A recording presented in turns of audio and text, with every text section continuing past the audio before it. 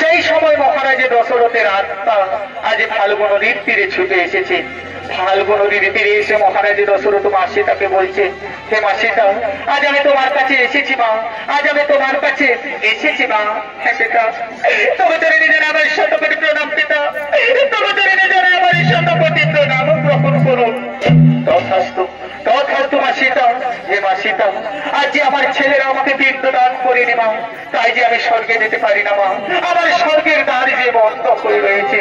হ্যাঁ পিতা, তোমার ছেলেরা গেছে ভিক্ষা করতে, তারা ফিরে এলেই তোমার পিণ্ড দান করবে পিতা।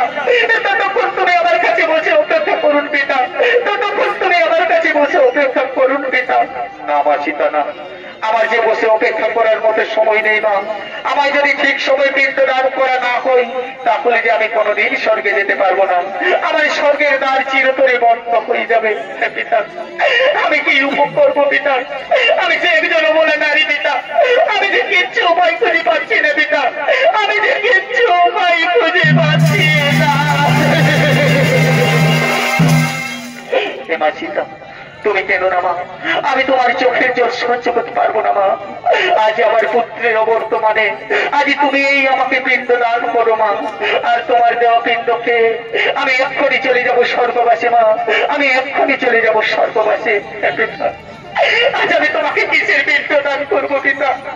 আজ আমার